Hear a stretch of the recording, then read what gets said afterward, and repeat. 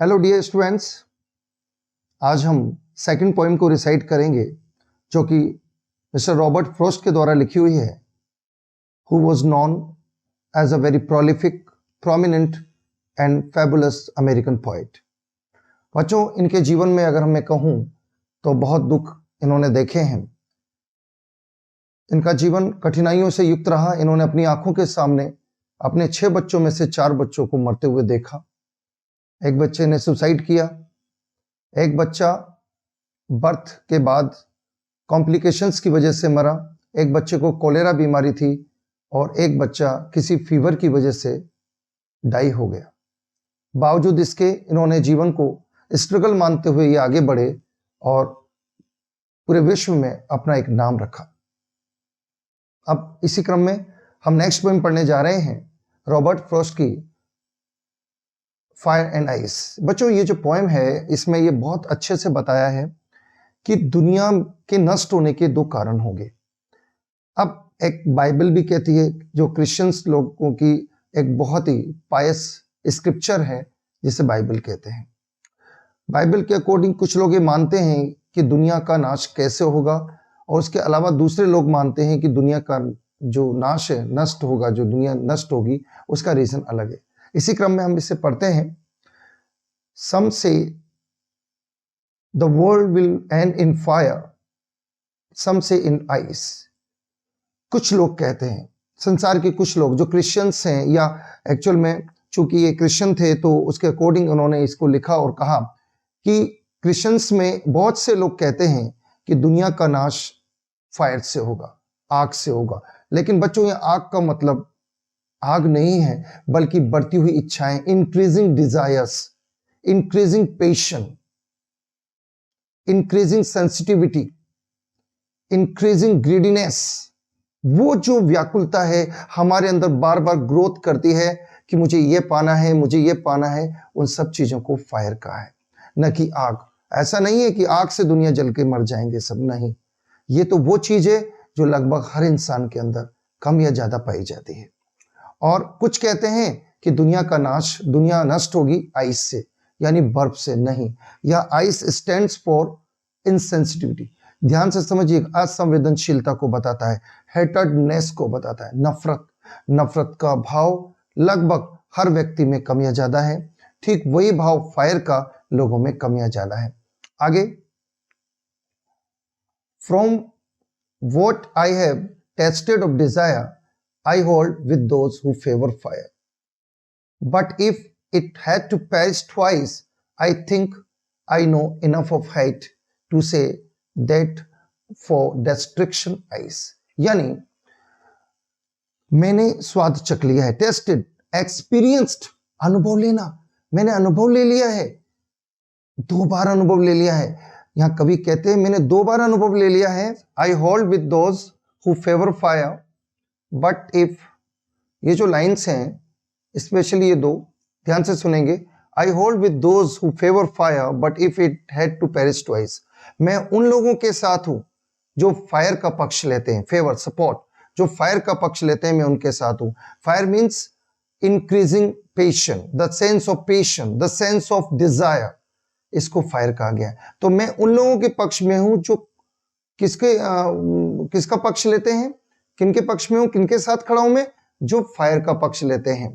But if it had to perish twice, लेकिन अगर इसे 2 बार नष्ट होना पड़ा, यहां पर पृथ्वी को, पूरे संसार को अगर 2 बार नष्ट होना पड़ा, तो आई थिंक, और मैं सोचता हूं कि मैं नफरत के बारे में पर्याप्त रूप से जानता हूं, इनफ, पर्याप्त रूप से, to say that for destruction eyes. और मैं ये भी जानता हूं, वो ये बताते हैं, और मैं जानता हूं कि to say that for destruction ice, कि किस तरीके से ये सब कुछ नष्ट होगा। उसमें आइस, अब यह आइस उस चीज का प्रतीक है, नफरत का।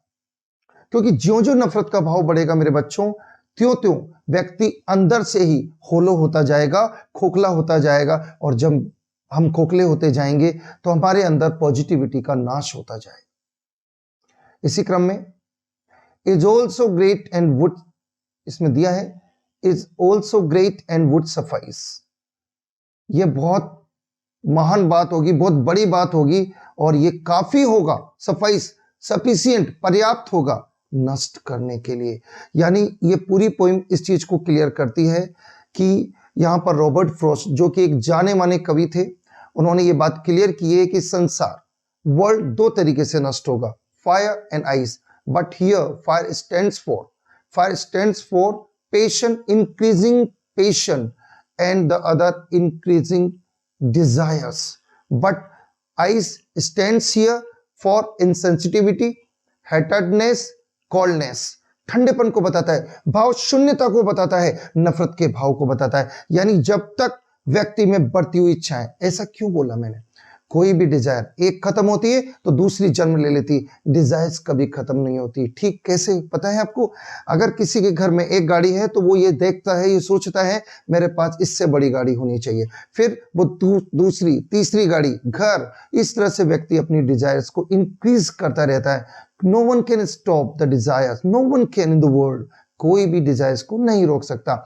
यानी उस दूसरी तरफ नफरत का भाव, नफरत किसी भी रूप में हो सकती है, क्षेत्रीयता के रूप में, जाति के रूप में, धर्म के रूप में, संप्रदाय के रूप में, किसी भी रूप में हेटेडनेस का भाव व्यक्ति में होता ही है, चाहे वो बहुत कम हो चाहे वो बहुत ज्यादा हो। इस तरह से ये कविता, इस कविता में इस तरीके से ये सेंट्रल आइडिया है कि यहाँ पर दोनों चीजों को बताया गया है और एक मैसेज है कि we should never have the senses of hatedness as well as the sense of extreme passion और डिजायर्स फॉर गेटिंग एनीथिंग। ध्यान रखिए इन द वर्ल्ड। अब यहां पर पेशन किस चीज का, मेटेरियल थिंग्स, भौतिक वस्तुओं को पाना, मेरे घर में ये भी है, मेरे घर में ये भी है, उसके घर में ये, तो मेरे घर में भी होना चाहिए, दैट इज मेटेरियल थिंग। इसे डिजायर्स कहते हैं, नफरत का भाव। आपके अंदर किसी की, आपके अंदर जेलसनेस आ जाए, आपके अंदर ये भाव आ जाए कि इसके पास ऐसा क्यों, मेरे पास क्यों नहीं, इसका अच्छा क्यों हो रहा है, मेरा क्यों नहीं, तो दैट इज ईर्ष्या। आप किसी को देखकर कोई तड़प रहा है और आपके अंदर सेंस नहीं जग रहा है, that is coldness of your senses. इसे कहीं ना कहीं आइस का रूप कहा गया है। यानी ये दोनों सेंसेस हमारे किसी भी व्यक्ति के अंदर नहीं होने चाहिए, तब तक दुनिया जिंदा रहेगी। और दुनिया की मृत्यु का कारण, दुनिया के नष्ट होने का कारण बढ़ती हुई इच्छाएं और घटती हुई संवेदनाएं होगी। यानी बढ़ती हुई इच्छाएं और साथ ही दूसरों के प्रति अपने अंदर घृणा का भाव रखना, हेटेडनेस रखना, यही रीजन होगा जिसकी वजह से व्यक्ति इस संसार में जिंदा नहीं रह पाएंगे। हम इसके आगे चलेंगे वर्ड मीनिंग्स पर।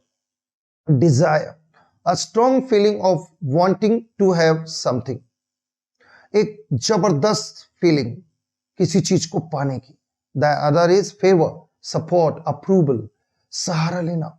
The other is perish, die, मरना, नष्ट होना। सफाइस, बी सफिशिएंट, पर्याप्त होना।